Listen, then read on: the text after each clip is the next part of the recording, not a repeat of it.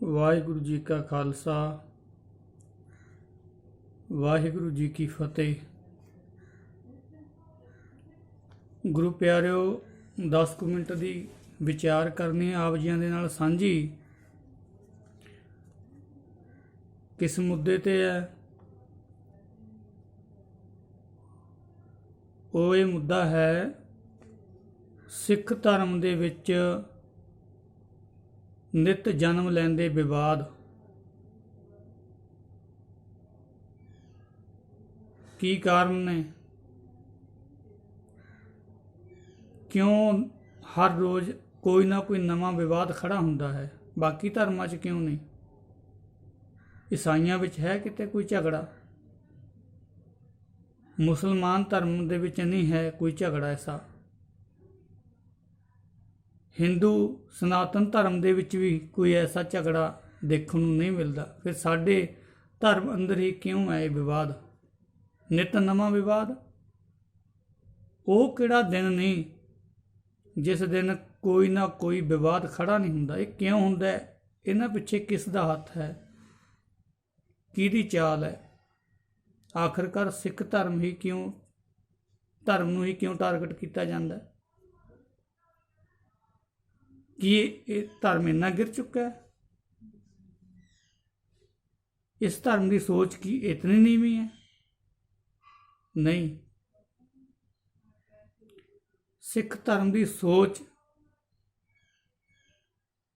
ਅਸਮਾਨ ਵਰਗੀ ਉੱਚੀ ਸੋਚ ਹੈ। ਸਾਡੇ ਗੁਰੂਆਂ ਨੇ, ਭਗਤਾਂ ਨੇ, ਗੁਰੂਆਂ ਪੀਰਾਂ ਨੇ ਬਖਸ਼ੀ ਹੋਈ।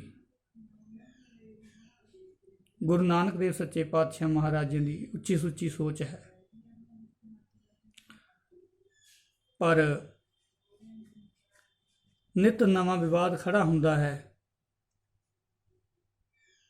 ਹੁਣ ਜਿਵੇਂ ਜ਼ਿਆਦਾ ਵਿਵਾਦ ਚੱਲ ਰਿਹਾ ਹੈ, ਡਾਕਟਰ ਗੁਰਿੰਦਰ ਸਿੰਘ ਰੰਘਰੇਟੇ ਦਾ ਜਾਤੀਵਾਦ ਨੂੰ ਲੈ ਕਰਕੇ ਜ਼ਿਆਦਾ ਮਸਲਾ ਚੱਲ ਰਿਹਾ ਹੈ। ਉੱਚੀ ਜਾਤ ਵਾਲੇ ਉਹਨੂੰ ਗਾਲਾਂ ਕੱਢ ਦਿੰਦੇ ਨੇ, ਮੰਦਾ ਬੋਲ ਦਿੰਦੇ ਨੇ, ਮੰਦੀ ਸ਼ਬਦਾਵਲੀ ਵਰਤਦੇ ਨੇ। ਉਹ ਇਹਨਾਂ ਨੂੰ ਬੋਲੀ ਜਾਂਦਾ ਹੈ। ਆਖਰਕਾਰ ਨੁਕਸਾਨ ਕਿਹਦਾ ਹੋ ਰਿਹਾ ਹੈ? ਕਾਰਨ ਕੀ ਹੈ? ਵਜ੍ਹਾ ਕੀ ਹੈ? ਨੁਕਸਾਨ ਕਿਹਦਾ ਹੋ ਰਿਹਾ ਹੈ? ਕਿੱਡੀ ਢਾਹ ਲੱਗ ਰਹੀ ਹੈ ਧਰਮ ਨੂੰ? ਇਹਦੇ ਨਾਲ, ਇਸ ਵਿਵਾਦ ਦੇ ਨਾਲ ਕਿੰਨਾ ਫਾਸਲਾ ਪੈਂਦਾ ਜਾ ਰਿਹਾ ਹੈ ਕੌਮ ਦੇ ਵਿੱਚ। ਅਮੀਰੀ ਗਰੀਬੀ ਦਾ, ਜਾਤ ਪਾਤ ਦਾ, ਉੱਚੇ ਨੀਵੇਂ ਦਾ ਕਿਤਨਾ ਵਿਤਕਰਾ ਘਟ ਨਹੀਂ ਰਿਹਾ, ਇਹ ਵੱਧ ਰਿਹਾ ਹੈ ਵਿਤਕਰਾ। ਜਿਵੇਂ ਅੱਜ ਹੀ ਉਸ ਦੀ ਪਾਈ ਹੋਈ ਵਾਇਰਲ ਕੀਤੀ ਵੀਡੀਓ ਦੇਖੀ ਡਾਕਟਰ ਗੁਰਿੰਦਰ ਸਿੰਘ ਦੀ। ਚਲੋ ਉਹਦੀ ਜੇ ਕਹੀਏ ਵੀ ਸਾਰੀਆਂ ਗੱਲਾਂ ਗਲਤ ਨਹੀਂ, ਕੋਈ ਹੋ ਸਕਦੀ ਹੈ ਇੱਕ ਅੱਧੀ ਵਿੱਚੋਂ ਗੱਲਾਂ ਉਹਦੀ ਵੀ ਦੁਰਸਤ ਨੇ, ਕਿਉਂਕਿ ਵਿਚਾਰਨ ਦੀ ਲੋੜ ਹੈ ਇਹਨਾਂ ਮਸਲਿਆਂ ਦੇ ਉੱਤੇ। ਉਹ ਕਹਿੰਦਾ ਵੀ ਮੈਨੂੰ ਤਾਂ ਮਾਫੀ ਨੂੰ ਕਹਿੰਦੇ, ਮੈਂ ਮਾਫੀ ਮੰਗ ਲੂੰਗਾ, ਪਰ ਸਾਡੀਆਂ ਮੰਗਾਂ ਨੇ। ਮੈਂ ਆਪਣੇ ਸਮਾਜ ਨੂੰ ਲੈ ਕੇ, ਵਾਲਮੀਕੀ ਭਾਈਚਾਰੇ ਨੂੰ, ਸੰਤ ਸਮਾਜ ਨੂੰ, ਰਵਿਦਾਸ ਭਾਈਚਾਰੇ ਨੂੰ, ਸੰਤ ਸਮਾਜ ਨੂੰ ਨਾਲ ਲੈ ਕੇ ਜਾਊਂਗਾ ਅਕਾਲ ਤਖਤ ਸਾਹਿਬ 'ਤੇ ਪੇਸ਼ ਹੋ ਕੇ। ਮੈਂ ਮਾਫੀ ਮੰਗ ਸਕਦਾ, ਪਰ ਸਾਡੀਆਂ ਕੁਝ ਗੱਲਾਂ ਨੇ, ਸ਼ਰਤਾਂ ਨੇ। ਉਹਨੇ ਬਹੁਤ ਸਾਰੀਆਂ ਰੱਖੀਆਂ, ਕੁਝ ਮੈਂ ਆਪ ਜੀ ਨਾਲ ਸਾਂਝੀਆਂ ਕਰਦਾ। ਆਪਣੀ ਰਾਏ ਦਿਓ ਵੀ ਗੱਲਾਂ ਸਹੀ ਨੇ। ਵੈਸੇ ਸਹੀ ਨੇ ਵਿੱਚ ਗੱਲਾਂ, ਪਰ ਕੋਈ ਇੱਕ ਅੱਧੀ ਕੋਈ ਹੋ ਸਕਦੀ ਹੈ ਵੀ ਉਹ ਗਲਤ ਹੋਵੇ ਆਪਣੇ ਥਾਂ ਤੇ ਉੱਤੇ। ਉਹ ਕੀ ਹੈ? ਇੱਕ ਤਾਂ ਉਹਦੀ ਮੰਗ ਹੈ ਵੀ ਜਿਹੜੇ ਨਗਰਾਂ ਸ਼ਹਿਰਾਂ ਵਿੱਚ ਗੁਰੂ ਘਰ ਜਾਤੀਵਾਦ ਦੇ ਨਾਮ ਦੇ ਉੱਤੇ ਬਣਾਏ ਹੋਏ ਨੇ, ਇਹਨਾਂ ਤੋਂ ਜਾਤੀਵਾਦ, ਜਿਵੇਂ ਜੱਟਾਂ ਦਾ ਗੁਰਦੁਆਰਾ, ਇਹ ਸੈਣੀਆਂ ਦਾ, ਇਹ ਫਲਾਨਿਆਂ ਦਾ, ਇਹ ਫਲਾਨਿਆਂ ਦਾ, ਇਹ ਰਵਿਦਾਸੀਆਂ ਦਾ, ਇਹ ਵਾਲਮੀਕੀਆਂ ਦਾ, ਇਹ ਰਾਮਗੜੀਆਂ ਦਾ, ਇਹ ਖਤਮ ਹੋਣਾ ਚਾਹੀਦਾ, ਬਾਕੀ ਹੋਣਾ ਚਾਹੀਦਾ। ਕਿਉਂਕਿ ਜਾਤੀ ਦੇ ਆਧਾਰ ਤੇ ਗੁਰੂ ਘਰ ਨਹੀਂ ਬਣਾਇਆ ਜਾਣਾ ਚਾਹੀਦਾ। ਇੱਕ ਉਹਨੇ ਕਿਹਾ ਮੜੀਆਂ, ਸ਼ਮਸ਼ਾਨ ਭੂਮੀ, ਇਹ ਵੱਖਰੀਆਂ ਨਹੀਂ ਹੋਣੀਆਂ ਚਾਹੀਦੀਆਂ। ਨੀਵੀਂ ਜਾਤ ਵਾਲਿਆਂ ਦੀਆਂ ਤੇ ਉੱਚੀ ਜਾਤ ਵਾਲਿਆਂ ਦੀਆਂ। ਜੇ ਤੁਸੀਂ ਕਹਿੰਦੇ ਹੋ ਨਾ ਵੀ ਬਰਾਬਰਤਾ ਹੀ, ਇਹਨੂੰ ਖਤਮ ਕਰੋ। ਮੜੀਆਂ ਇੱਕ ਹੋਣ, ਗੁਰੂ ਘਰ ਇੱਕ ਹੋਵੇ, ਜਾਤ ਪਾਤ ਗੁਰੂ ਘਰਾਂ ਤੋਂ ਖਤਮ ਹੋਵੇ, ਗੱਲ ਦਰੁਸਤ ਹੈ। ਇੱਕ ਸੰਗਤ ਪੰਗਤ ਬਾਟਾ ਲੰਗਰ ਸਰੋਵਰ, ਇਹ ਵੀ ਇੱਕ ਹੋਣੇ ਚਾਹੀਦੇ ਨੇ। ਇਹ ਨਹੀਂ ਵੀ ਆਹ ਪੰਗਤ ਇੱਧਰ ਰਵਿਦਾਸੀ ਬੈਠਣਗੇ, ਇੱਧਰ ਵਾਲਮੀਕੀ ਬੈਠਣਗੇ, ਇੱਧਰ ਉੱਚੀ ਜਾਤ ਵਾਲੇ ਬੈਠਣਗੇ, ਇੱਧਰ ਜੱਟ ਬੈਠਣਗੇ, ਇੱਧਰ ਸੈਣੀ ਬੈਠਣਗੇ, ਇੱਧਰ ਬ੍ਰਾਹਮਣ ਬੈਠਣਗੇ। ਨਾ, ਇਹੀ ਤਾਂ ਕਾਰਨ ਨੇ, ਲੜਾਈ ਦਾ ਕਾਰਨ ਹੀ ਇਹੀ ਨੇ। ਇੱਕ ਮੰਗ ਇਹ ਹੈ, ਲੰਗਰ ਪੰਗਤ ਸੰਗਤ ਦਰਬਾਰ ਇਹ ਇੱਕ ਹੋਣਾ ਚਾਹੀਦਾ। ਤੇ ਇੱਕ ਹੋਰ ਉਹਨੇ ਆਖਿਆ,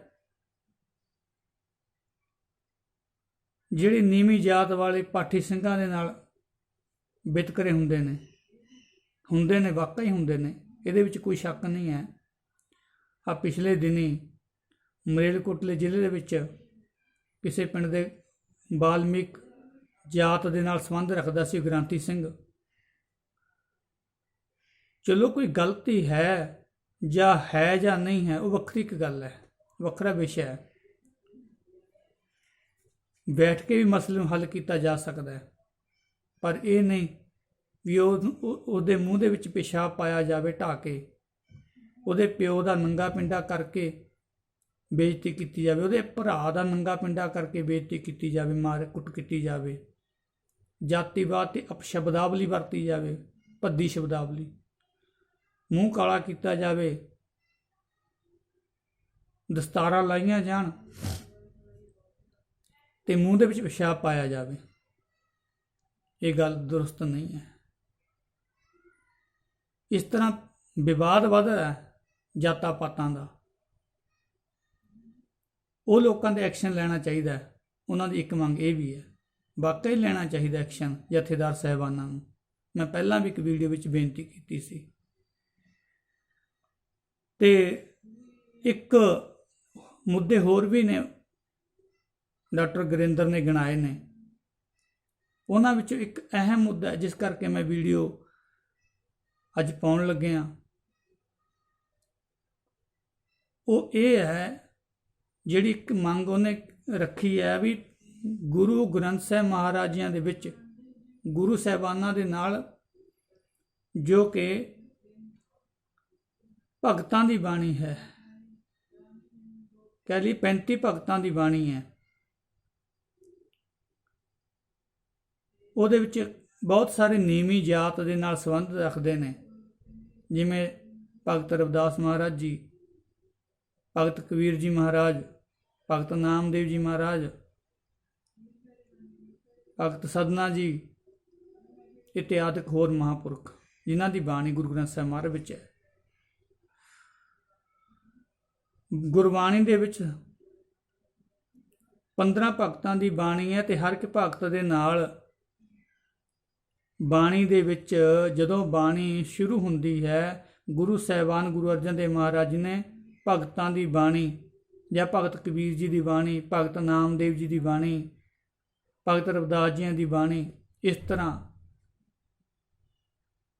ਮਹਾਰਾਜ ਜੀ ਨੇ ਲਿਖਿਆ। ਜਦੋਂ ਵੀ ਅਸੀਂ ਪਾਠ ਕਰਦੇ ਹਾਂ ਜਾਂ ਕੋਈ ਵੀ ਗ੍ਰੰਥੀ ਸਿੰਘ ਪਾਠ ਕਰਦਾ, ਕੋਈ ਵੀ ਪਾਠ ਕਰਦਾ ਹੈ ਗੁਰੂ ਗ੍ਰੰਥ ਸਾਹਿਬ ਮਹਾਰਾਜ ਜੀਆਂ ਤੋਂ, ਤਾਂ ਜਦੋਂ ਪਾਠ ਕਰਦੇ ਹਨ ਜਿਵੇਂ ਕਿਵੇਂ ਮਹਾਰਾਜ ਜੀਆਂ ਨੇ ਦਰਜ ਕੀਤਾ ਹੋਇਆ, ਅੱਖਰ ਬਾਈ ਅੱਖਰ, ਹਰ ਇੱਕ ਪੰਕਤੀ, ਹਰ ਇੱਕ ਬਾਣੀ ਜਿਵੇਂ ਜਿਵੇਂ ਮਹਾਰਾਜ ਜੀਆਂ ਨੇ ਲਿਖਵਾਈ ਹੈ ਜਾਂ ਲਿਖੀ ਹੈ,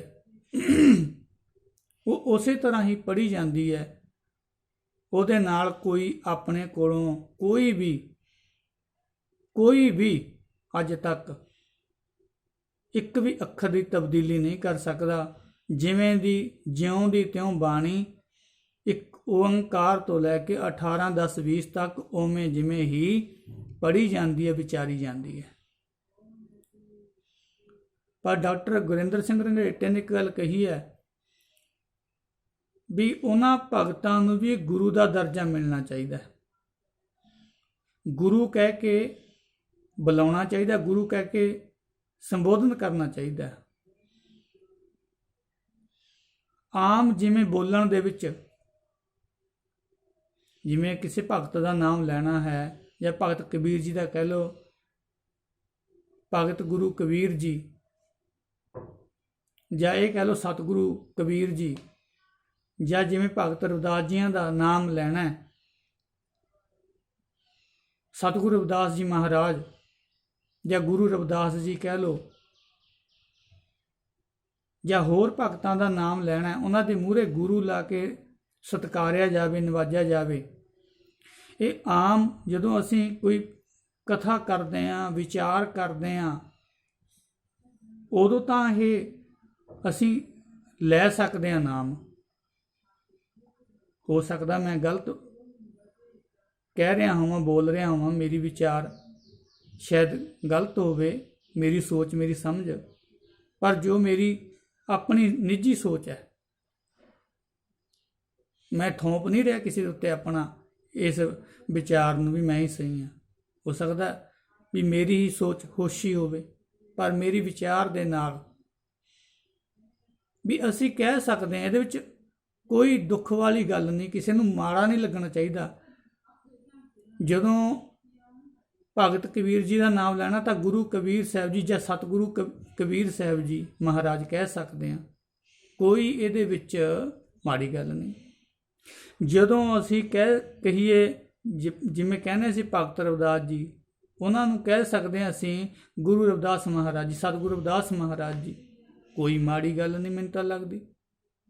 ਪਰ ਜਦੋਂ ਅਸੀਂ ਗੁਰੂ ਗ੍ਰੰਥ ਸਾਹਿਬ ਮਹਾਰਾਜ ਜੀ ਤੋਂ ਤਾਬਿਆ ਬੈਠ ਕੇ ਪਾਠ ਕਰਦੇ ਹਾਂ, ਉਦੋਂ ਜਦੋਂ ਆਵੇਗੀ ਬਾਣੀ ਭਗਤ ਰਵਿਦਾਸ ਜੀਆਂ ਕੀ, ਉਦੋਂ ਅਸੀਂ ਆਪਦੇ ਕੋਲੋਂ ਲਾਵਾਂਗੇ ਬਾਣੀ ਗੁਰੂ ਰਵਿਦਾਸ ਜੀਆਂ ਕੀ, ਬਾਣੀ ਗੁਰੂ ਕਬੀਰ ਜੀ ਕੀ, ਜਾਂ ਬਾਣੀ ਭਗਤ ਕਬੀਰ ਜੀ ਕੀ, ਵਾਹਿਗੁਰੂ ਬਾਣੀ ਗੁਰੂ ਕਬੀਰ ਜੀ ਕੀ, ਬਾਣੀ ਗੁਰੂ ਨਾਮਦੇਵ ਜੀ ਕੀ, ਜਾਂ ਹੋਰ ਭਗਤਾਂ ਦੇ ਨਾਮ ਹਨ। ਉਦੋਂ ਫਿਰ ਦਿੱਕਤ ਇਹ ਆਵੇਗੀ, ਕਿਉਂਕਿ ਗੁਰੂ ਹਰਿ ਰਾਏ ਸਾਹਿਬ ਜੀ 7ਵੇਂ ਪਾਤਸ਼ਾਹ ਮਹਾਰਾਜ ਜੀ ਨੇ ਆਪਣੇ ਵੀ ਸਾਹਿਬਜ਼ਾਦੇ ਨੂੰ, ਰਾਮ ਰਾਏ ਜੀਆਂ ਨੂੰ ਬਖਸ਼ਿਆ ਨਹੀਂ ਸੀ, ਇੱਕ ਅੱਖਰ ਦੀ ਤਬਦੀਲੀ ਕੀਤੀ ਸੀ। ਮਿੱਟੀ ਮੁਸਲਮਾਨ ਕੀ ਪੇੜਾ ਪਈ ਘੁਮਿਆਰ, ਔਰੰਗਜ਼ੇਬ ਬਾਦਸ਼ਾਹ ਨੂੰ ਖੁਸ਼ ਕਰਨ ਦੇ ਵਾਸਤੇ ਉਹਨਾਂ ਨੇ ਕੇਵਲ ਇੱਕ ਸ਼ਬਦ ਬਦਲ ਦਿੱਤਾ ਸੀ, ਉਹ ਵੀ ਆਪਣੀ ਜ਼ੁਬਾਨ ਦੇ ਨਾਲ, ਲਿਖਤੀ ਰੂਪ ਨਹੀਂ। ਉਹਨਾਂ ਨੇ ਕਿਹਾ ਸੀ ਕਿ ਜੀ ਨਹੀਂ, ਇੱਥੇ ਮਿੱਟੀ ਬੇਈਮਾਨ ਕੀ ਹੈ, ਮੁਸਲਮਾਨ ਕੀ ਨਹੀਂ। ਉਹਨੂੰ ਖੁਸ਼ ਕਰਨ ਦੇ ਮਾਰੇ ਨੇ। ਜਦੋਂ ਗੁਰੂ ਸਾਹਿਬ ਜੀ ਨੂੰ ਪਤਾ ਲੱਗਿਆ, ਗੁਰੂ ਹਰਿਰਾਏ ਸਾਹਿਬ ਮਹਾਰਾਜ ਜੀਆਂ ਨੂੰ, ਤਾਂ ਉਹਨਾਂ ਨੇ ਹੁਕਮ ਕਰ ਦਿੱਤਾ ਸੀ ਕਿ ਸਾਡੇ ਮੱਥੇ ਨਾ ਆ ਕੇ ਲੱਗੇ, ਰਾਮ ਰਾਏ ਮੱਥੇ ਨਾ ਲੱਗਣ ਸਾਡੇ, ਜਿੱਧਰ ਨੂੰ ਮੂੰਹ ਹੈਗਾ ਉੱਧਰ ਨੂੰ ਚਲੇ ਜਾਣ, ਸਾਡੇ ਕੋਲ ਨਾ ਆਉਣ ਦਰਬਾਰ ਦੇ ਵਿੱਚ। ਮਹਾਰਾਜ ਜੀ ਮੁੜ ਕੇ ਮੱਥੇ ਨਹੀਂ ਲਾਇਆ ਆਪਣੇ ਸਪੁੱਤਰ ਨੂੰ। ਮੇਰੀ ਇੱਕ ਬੇਨਤੀ ਹੈ ਡਾਕਟਰ ਗੁਰਿੰਦਰ ਸਿੰਘ ਰੰਘਰੇਟੇ ਜੀ ਨੂੰ। ਬਾਕੀ ਸਭ ਗੱਲਾਂ ਦਰੁਸਤ ਨੇ, ਅਸੀਂ ਉਹਨਾਂ ਦੇ ਵਿਚਾਰ ਦੇ ਨਾਲ ਸਹਿਮਤ ਹਾਂ ਵੀ ਆ ਵਾਕਈ ਜਿਹੜੀਆਂ ਤੁਸੀਂ ਮੰਗਾਂ ਗਿਣਾ ਰਹੇ ਹੋ, ਵਾਕਈ ਹੀ ਇਹ ਦਰੁਸਤ ਨੇ। ਇਹਨਾਂ ਦੇ ਨਾਲ ਸਾਡੇ ਸਿੱਖ ਸਮਾਜ ਦੇ ਵਿੱਚ, ਸਿੱਖ ਧਰਮ ਦੇ ਵਿੱਚ ਪਾੜ ਪੈ ਰਿਹਾ ਹੈ। ਇਹ ਹੋਣੀਆਂ ਚਾਹੀਦੀਆਂ ਨੇ ਜਿਹੜੀਆਂ ਤੁਸੀਂ ਕਹੀਆਂ ਨੇ। ਜਾਤੀਵਾਦ ਦਾ ਕਲੰਕ ਕੋੜ ਲੈਣਾ ਚਾਹੀਦਾ ਹੈ ਸਿੱਖ ਪੰਥ ਦੇ ਉੱਤੋਂ, ਸਿੱਖ ਧਰਮ ਦੇ ਵਿੱਚੋਂ। ਸਾਡੇ ਗੁਰੂਆਂ ਨੇ ਨਹੀਂ ਰੱਖਿਆ ਕੁਝ। ਪਰ ਜੇਕਰ ਆਪ ਜੀਆਂ ਦੇ ਕੋਲ ਕੋਈ ਸਬੂਤ ਹੈ, ਹਾਂ ਉਂਝ ਗੱਲਬਾਤ ਵਿੱਚ ਜਦੋਂ ਅਸੀਂ ਵਿਚਾਰ ਕਰਦੇ ਹਾਂ, ਅਸੀਂ ਸਤਿਗੁਰੂ ਰਵਿਦਾਸ ਮਹਾਰਾਜ ਜੀ ਕਹਿ ਸਕਦੇ ਹਾਂ, ਇਹਦੇ ਵਿੱਚ ਕੋਈ ਮੁਸ਼ਕਲ ਨਹੀਂ ਹੋਣੀ ਚਾਹੀਦੀ। ਪਰ ਜਦੋਂ ਬਾਣੀ ਪੜ੍ਹਦੇ ਹਾਂ, ਫਿਰ ਉਦੋਂ ਅਸੀਂ ਕਿਵੇਂ ਬਦਲ ਸਕਦੇ ਇਸ ਪੰਕਤੀ ਨੂੰ ਜਾਂ ਨਾਮ ਨੂੰ? ਜਾਂ ਤਾਂ ਆਪ ਜੀਆਂ ਦੇ ਕੋਲ ਕੋਈ ਸਬੂਤ ਹੈ ਵੀ ਇਹ ਗੁਰੂ ਸਾਹਿਬਾਨ ਜੀਆਂ ਨੇ ਤਾਂ ਬਾਣੀ ਗੁਰੂ रविदास की, बाणी गुरु कबीर की, बाणी गुरु नामदेव जी की, बाणी गुरु ਭਿੱਖੇ की, भी भगत ने लिखिया गुरु लिखिया होया ਜਾਂ ਹੋਰ ਭਗਤ ਨੇ ਉਹਨਾਂ ਦੇ ਨਾਮ, ਵੀ ਇਹ ਬਾਅਦ ਵਿੱਚੋਂ ਕਿਸੇ ਨੇ ਇਹ ਸ਼ਰਾਰਤ ਕੀਤੀ ਹੈ, ਗੁਰੂ ਨੂੰ ਕੱਟ ਕੇ ਭਗਤ ਲਿਖ ਦਿੱਤਾ ਵੀ ਜਾਤੀਵਾਦ ਦਾ ਰੌਲਾ ਪਵੇ ਸਿੱਖ ਧਰਮ ਦੇ ਵਿੱਚ। ਜੇ ਤਾਂ ਕੋਈ ਸਬੂਤ ਹੈ ਇਸ ਗੱਲ ਦਾ, ਫਿਰ ਤੁਸੀਂ ਉਸ ਸਬੂਤ ਨੂੰ ਲੈ ਕੇ ਅਕਾਲ ਤਖਤ ਤੇ ਜਾ ਕਰਕੇ ਜਥੇਦਾਰ ਸਾਹਿਬਾਨ ਦੇ ਪਾਸ ਆਪਣਾ ਸਬੂਤ ਪੇਸ਼ ਕਰੋ, ਆਪਣੀ ਦਲੀਲ ਪੇਸ਼ ਕਰੋ ਵੀ ਆਹ ਦੇਖੋ ਵੀ ਗੁਰੂ ਗ੍ਰੰਥ ਸਾਹਿਬ ਮਹਾਰਾਜ ਦੇ ਵਿੱਚ ਵੀ ਭਗਤ ਦੀ ਥਾਵੇਂ ਗੁਰੂ ਸ਼ਬਦ ਲਿਖਣਾ ਚਾਹੀਦਾ, ਜਾਂ ਲਿਖਿਆ ਹੋਇਆ ਸੀ ਪਹਿਲੇ ਸਰੂਪਾਂ ਵਿੱਚ, ਬਾਅਦ ਵਿੱਚੋਂ ਇਸ ਨੂੰ ਹਟਾਇਆ ਗਿਆ, ਭਗਤ ਲਿਖਿਆ ਗਿਆ।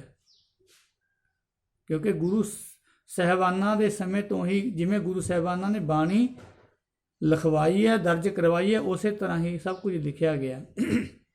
ਹੁਣ ਦੇ ਸਰੂਪਾਂ ਵਿੱਚ ਵੀ ਉਸੇ ਤਰ੍ਹਾਂ ਹੀ ਬਾਣੀ ਦਰਜ ਕੀਤੀ ਜਾਂਦੀ, ਲਿਖੀ ਜਾਂਦੀ ਹੈ। ਪਰ ਤੁਸੀਂ ਕਹਿੰਦੇ ਹੋ ਵੀ ਭਗਤ ਨੇ ਕਹਿਣਾ, ਗੁਰੂ ਕਹਿਣਾ, ਫਿਰ ਤਾਂ ਮੈਂ ਡਾਕਟਰ ਗੁਰਿੰਦਰ ਸਿੰਘ ਰੰਘਰੇਟਾ ਜੀ ਨੂੰ ਪੁੱਛਣਾ ਚਾਹੁੰਦਾ ਕਿ ਡਾਕਟਰ ਸਾਹਿਬ, ਫਿਰ ਕੱਲ੍ਹ ਨੂੰ ਤੁਸੀਂ ਗੁਰੂ ਨਾਨਕ ਦੇਵ ਮਹਾਰਾਜ ਜੀ ਤੋਂ ਲੈ ਕੇ ਪੰਜਵੇਂ ਗੁਰੂ ਸਾਹਿਬਾਨਾਂ ਤੱਕ ਗੁਰੂ ਸਾਹਿਬਾਨਾਂ ਨੂੰ ਕਠਹਿਰੇ ਵਿੱਚ ਖੜਾ ਕਰੋਗੇ। ਇਹ ਤਾਂ ਉਹੀ ਗੱਲ ਹੋ ਗਈ ਨਾ ਵੀ ਮਹਾਰਾਜ ਜੀ ਨੂੰ ਵੀ ਕਠਹਿਰੇ ਵਿੱਚ ਖੜਨਾ ਪਊਗਾ, ਫਿਰ ਤਾਂ ਜਵਾਬ ਦੇਣਾ ਪਊਗਾ। ਫਿਰ ਤਾਂ ਜੇ ਉਹਨਾਂ ਨੇ ਆਪਣੀ ਜੋ ਉਹਨਾਂ ਨੂੰ ਹੁਕਮ ਹੋਇਆ ਹੈ, ਉਹਨਾਂ ਨੂੰ ਹੁਕਮ ਹੋਇਆ ਸੀ ਜਾਂ ਉਹਨਾਂ ਨੇ ਆਪਣੀ ਮਰਜ਼ੀ ਨਾਲ ਲਿਖਵਾਇਆ ਭਗਤ ਨਾਮ ਬਾਣੀ ਭਗਤਾਂ ਕੀ, ਫਿਰ ਤਾਂ ਉਹ ਗੁਰੂ ਸਾਹਿਬਾਨ ਗਲਤ ਹੋ ਜਾਣਗੇ ਤੁਹਾਡੇ ਹਿਸਾਬ ਦੇ ਨਾਲ। ਤਾਂ ਫਿਰ ਜਾਂ ਫਿਰ ਜੇ ਤੁਸੀਂ ਕਹਿੰਦੇ ਹੋ ਵੀ ਭਗਤ ਸ਼ਬਦ ਨੂੰ ਹਟਾਇਆ ਜਾਵੇ, ਗੁਰੂ ਲਿਖਿਆ ਜਾਵੇ, ਤਾਂ ਜੋ ਸਾਰਾ ਸਿੱਖ ਸਮਾਜ ਹੀ ਜਦੋਂ ਬਾਣੀ ਪੜ੍ਹਨ ਤਾਂ ਭਗਤਾਂ ਦੀ ਬਾਣੀ ਨਹੀਂ, ਗੁਰੂਆਂ ਦੀ ਬਾਣੀ ਕਹਿ ਕੇ ਉਚਾਰਿਤ ਕੀਤੀ ਜਾਵੇ। ਫਿਰ ਗੁਰੂ ਸਾਹਿਬਾਨਾਂ ਦੀ ਅਕਲ ਦੇ ਨਾਲੋਂ ਵੱਧ ਫਿਰ ਸਿੱਖ ਦੇ ਵਿੱਚ ਅਕਲ ਜ਼ਿਆਦਾ। ਫਿਰ ਇਹ ਗੱਲ ਹੈ, ਗੱਲਾਂ ਦੋਏ ਨੇ। ਜਾਂ ਤਾਂ ਗੁਰੂ ਸਾਹਿਬ ਜੀ ਉਹਨਾਂ ਵਿੱਚ ਘਾਟ ਹੈ, ਉਹਨਾਂ ਨੇ ਭਗਤ ਲਿਖਾ ਦਿੱਤਾ, ਭਗਤ ਲਿਖਿਆ ਜਾਂ ਲਿਖਾਇਆ, ਜਾਂ ਫਿਰ ਸਾਨੂੰ ਇਹ ਗੱਲ ਮੰਨਣਾ ਪਊਗਾ ਵੀ ਅਸੀਂ ਸਿਆਣੇ ਹੋ ਗਏ ਗੁਰੂ ਸਾਹਿਬ ਤੋਂ। ਮੇਰੀ ਬੇਨਤੀ ਹੈ ਡਾਕਟਰ ਗੁਰਿੰਦਰ ਸਿੰਘ ਰੰਘਰੇਟਾ ਜੀ ਨੂੰ ਵੀ ਇਸ ਗੱਲ ਨੂੰ ਤੁਸੀਂ ਸਬੂਤਾਂ ਦੇ ਆਧਾਰ ਤੇ ਪੇਸ਼ ਕਰੋ। ਦੇਖੋ, ਸਾਨੂੰ ਕੋਈ ਰੌਲਾ ਨਹੀਂ ਹੈ, ਸਾਨੂੰ ਕੋਈ ਗੁਰੂ ਕਹਿਣ ਦੇ ਉੱਤੇ ਕੋਈ ਸਾਨੂੰ ਘਾਟ ਮਹਿਸੂਸ ਨਹੀਂ ਹੁੰਦੀ, ਕਿਉਂਕਿ ਜਿੰਨੀ ਵੀ ਬਾਣੀ ਹੈ ਗੁਰੂ ਰੂਪ ਹੈ। ਸਾਡੇ ਹਿਸਾਬ ਦੇ ਨਾਲ ਤਾਂ ਭਾਵੇਂ ਭਗਤਾਂ ਦੀ ਬਾਣੀ ਹੈ, ਭਾਵੇਂ ਗੁਰੂਆਂ ਦੀ ਹੈ, ਉਹ ਗੁਰੂ ਹੀ ਹਨ। ਜਦੋਂ ਬਾਣੀ ਵਿੱਚ ਉਹਨਾਂ ਦਾ ਨਾਮ ਆ ਗਿਆ, ਉਹਨਾਂ ਦੀ ਬਾਣੀ ਦਰਜ ਹੈ, ਜਿੱਥੇ ਦਸੇ ਗੁਰੂ ਸਾਹਿਬਾਨ ਜੀ ਬੈਠੇ ਨੇ, ਚਬਰਾਂ 76 ਤਖਤਾਂ ਦੇ ਮਾਲਕ, ਉੱਥੇ ਹੀ ਉਹ 15 ਭਗਤ ਬੈਠੇ ਹਨ, ਬਰਾਬਰ ਬੈਠੇ ਨੇ। ਸਾਰਿਆਂ ਨੂੰ ਆਪਾਂ ਸਜਦਾ ਕਰਦੇ ਹਾਂ, ਨਮਸਕਾਰ ਕਰਦੇ ਹਾਂ। ਪਰ ਹਾਂ, ਜੇ ਤੁਹਾਡੇ ਕੋਲ ਕੋਈ ਸਬੂਤ ਹਨ, ਐਸੇ ਤੱਥ ਹਨ, ਤਾਂ ਬੜੀ ਖੁਸ਼ੀ ਦੀ ਗੱਲ ਹੈ, ਤੁਸੀਂ ਅਕਾਲ ਤਖਤ ਸਾਹਿਬ ਤੇ ਜਾਓ, ਜਾ ਕੇ ਪੇਸ਼ ਕਰੋ। ਤੇ ਅਕਾਲ ਤਖਤ ਦੇ ਜਥੇਦਾਰ ਸਾਹਿਬਾਨ ਜੀ ਨੂੰ ਕਹੋ ਵੀ ਆਪਣੀ ਇਹ ਗਲਤੀ ਨੂੰ ਸੁਧਾਰੋ ਜਿਹੜੀ ਗੁਰੂ ਸਾਹਿਬਾਨਾਂ ਦੇ ਸਮੇਂ ਤੋਂ ਹੋਈ ਹੈ। ਇਹੀ ਕਹਿ ਸਕਦੇ ਹਾਂ ਨਾ ਫਿਰ। ਵੈਸੇ ਤਾਂ ਸਾਡੀ ਮੱਤ ਤਾਂ ਇੰਨੀ ਕੰਮ ਨਹੀਂ ਕਰਦੀ ਵੀ ਅਸੀਂ ਗੁਰੂ ਸਾਹਿਬਾਨਾਂ ਨੂੰ ਕਹਿ ਲਈਏ ਵੀ ਉਹਨਾਂ ਕੋਲੋਂ ਗਲਤੀ ਹੋਈ ਹੈ, ਕਿਉਂਕਿ ਗੁਰੂ ਸਮਰੱਥ ਨੇ, ਉਹਨਾਂ ਨੇ ਤਾਂ ਸਾਜਿਆ ਨਵਾਜਿਆ ਭਗਤਾਂ ਨੂੰ ਵੀ। ਪਰ ਮੈਨੂੰ ਸਮਝ ਨਹੀਂ ਲੱਗਦੀ ਵੀ ਇਹ ਜਿਹੜਾ ਰੌਲਾ ਪੈ ਰਿਹਾ ਹੈ ਕਿਉਂ ਪੈ ਰਿਹਾ ਤੇ ਕਾਹਤੋਂ ਪਾਇਆ ਜਾ ਰਿਹਾ ਹੈ। ਇਹਦੀ ਵਜ੍ਹਾ ਕੀ ਹੈ, ਕਾਰਨ ਕੀ ਹੈ। ਬਾਕੀ ਜਿਹੜੀਆਂ ਮੰਗਾਂ ਤੁਸੀਂ ਮੰਗੀਆਂ ਨੇ ਬਿਲਕੁਲ ਦਰੁਸਤ ਨੇ, ਉਸਾ ਹੀ ਉਵੇਂ ਜਿਵੇਂ ਹੋਣਾ ਚਾਹੀਦਾ ਜਿਵੇਂ ਤੁਸੀਂ ਕਿਹਾ। ਪਰ ਜਿਹੜੀ ਇਹ ਤੁਸੀਂ ਗੱਲ ਆਖੀ ਹੈ ਕਿ ਭਗਤ ਨਹੀਂ ਗੁਰੂ ਕਹਿਣਾ ਚਾਹੀਦਾ ਹੈ, ਕਿਉਂਕਿ ਜਦੋਂ ਸਿੱਖ ਬਾਣੀ ਪੜ੍ਹੇਗਾ, ਪਾਠ ਕਰੇਗਾ, ਉਦੋਂ ਤਾਂ ਫਿਰ ਜਿਵੇਂ ਸ਼ਬਦ ਸ੍ਰੀ ਗੁਰੂ ਗ੍ਰੰਥ ਸਾਹਿਬ ਮਹਾਰਾਜ ਵਿੱਚ ਆਉਣਗੇ ਉਵੇਂ ਜਿਵੇਂ ਹੀ ਸਿੱਖ ਨੂੰ ਪੜ੍ਹਨੇ ਪੈਣਗੇ, ਉਵੇਂ ਜਿਵੇਂ ਹੀ। ਫਿਰ ਕੱਲ੍ਹ ਨੂੰ ਇਹ ਮਸਲਾ ਹੋਰ ਉਲਝੇਗਾ ਵੀ ਅਕਾਲ ਤਖਤ ਤੇ ਪ੍ਰਵਾਨਗੀ ਮਿਲ ਗਈ, ਜਦੋਂ ਕੋਈ ਸਿੱਖ ਗੁਰੂ ਗ੍ਰੰਥ ਸਾਹਿਬ ਮਹਾਰਾਜ ਦੇ ਤਾਬੇ ਬੈਠ ਕੇ ਪਾਠ ਪੜ੍ਹੂਗਾ, ਬਾਣੀ ਪੜ੍ਹੂਗਾ, ਤਾਂ ਉਸ ਨੂੰ ਰੋਕਿਆ ਜਾਊਗਾ, ਜ਼ਬਰਦਸਤੀ ਰੋਕਿਆ ਜਾਊਗਾ। ਲੜਾਈ ਘਟਣੀ ਨਹੀਂ, ਲੜਾਈ ਵਧੂਗੀ, ਮਸਲਾ ਸੁਲਝੂਗਾ ਨਹੀਂ, ਉਲਝੂਗਾ, ਕਿਉਂਕਿ ਗੁਰੂ ਸਾਹਿਬਾਨਾਂ ਤੋਂ ਇਹ ਬਾਣੀ ਜਿਉਂ ਦੀ ਤਿਉਂ ਪੜ੍ਹੀ ਤੇ ਸੁਣੀ ਵਿਚਾਰੀ ਜਾ ਰਹੀ ਹੈ। ਹਾਂ, ਉਂਝ ਆਪਣੇ ਤੌਰ ਤੇ ਅਸੀਂ ਗੱਲਬਾਤ ਕਰਨੀ ਹੈ, ਇੱਕ ਦੂਜੇ ਨਾਲ ਸਾਂਝ ਪਾਉਣੀ ਹੈ, ਤਾਂ ਅਸੀਂ ਗੁਰੂ ਕਹਿ ਸਕਦੇ ਹਾਂ, ਸਤਿਗੁਰੂ ਰਵਿਦਾਸ ਮਹਾਰਾਜ ਜੀ ਕਹਿ ਸਕਦੇ ਹਾਂ ਆਪਣੇ ਤੌਰ ਤੇ, ਨਿੱਜੀ ਤੌਰ ਤੇ। ਉਹਦੇ ਵਿੱਚ ਕੋਈ ਕਿਸੇ ਨੂੰ ਰੋਕ ਨਹੀਂ ਸਕਦਾ, ਕਿਉਂਕਿ ਅਸੀਂ ਗਲਤ ਤਾਂ ਕੁਝ ਕਹਿ ਹੀ ਨਹੀਂ ਰਹੇ। ਰੋਕਿਆ ਉਦੋਂ ਜਾਂਦਾ ਜਦੋਂ ਕਿਸੇ ਦੇ ਸ਼ਾਨ ਖਿਲਾਫ ਬੋਲਿਆ ਜਾਵੇ। ਗੁਰੂ ਕਹਿਣਾ ਕਿਸੇ ਦੀ ਸ਼ਾਨ ਵਿੱਚ ਘਾਟ ਨਹੀਂ ਆਉਂਦੀ, ਜਾਂ ਭਗਤ ਕਹਿਣ ਦੇ ਨਾਲ ਘਾਟ ਨਹੀਂ ਆਉਂਦੀ। ਪਰ ਮਸਲਾ ਇਹ ਹੈ ਵੀ ਗੁਰੂ ਗ੍ਰੰਥ ਸਾਹਿਬ ਮਹਾਰਾਜ ਵਿੱਚ ਜਿਵੇਂ ਬਾਣੀ ਮਹਾਰਾਜ ਜੀ ਨੇ ਦਰਜ ਕਰਵਾਈ ਹੋਈ ਹੈ, ਲਿਖਵਾਈ ਹੋਈ ਹੈ, ਮਸਲਾ ਇਹ ਹੈ। ਇਸ ਵਿਵਾਦ ਨੂੰ ਖਤਮ ਕਰੋ। ਜੇ ਆਪ ਜੀਆਂ ਦੇ ਪਾਸ ਕੋਈ ਤੱਥ ਨੇ, ਤੱਥਾਂ ਦੇ ਆਧਾਰ ਤੇ, ਸਬੂਤਾਂ ਦੇ ਆਧਾਰ ਤੇ, ਉਹ ਤੁਸੀਂ ਪੇਸ਼ ਕਰੋ ਲਿਜਾ ਕੇ ਵੀ ਆਹ ਦੇਖੋ ਗੁਰੂ ਸਾਹਿਬਾਨਾਂ ਦੇ ਸਮੇਂ ਵੀ ਗੁਰੂ ਸ਼ਬਦ ਹੀ ਵਰਤਿਆ ਜਾਂਦਾ ਵਾ। ਬਾਕੀ ਜਿਹੜੀ ਮੇਰੀ ਰਾਏ ਹੈ ਵੀ ਭਗਤ ਕਹਿ ਲਓ, ਗੁਰੂ ਕਹਿ ਲਓ, ਉਹਨਾਂ ਦੀ ਸ਼ਾਨ ਵਿੱਚ ਕੋਈ ਘਾਟ ਨਹੀਂ ਆਉਂਦੀ, ਕੋਈ ਘਾਟ ਨਹੀਂ ਆਉਂਦੀ। ਸੋ ਬਾਣੀ ਵਿੱਚ ਵੀ ਸਾਧ ਸੰਗਤ ਜੀ ਜਿਤਨੇ ਵੀ ਗੁਰੂ ਸਾਹਿਬਾਨਾਂ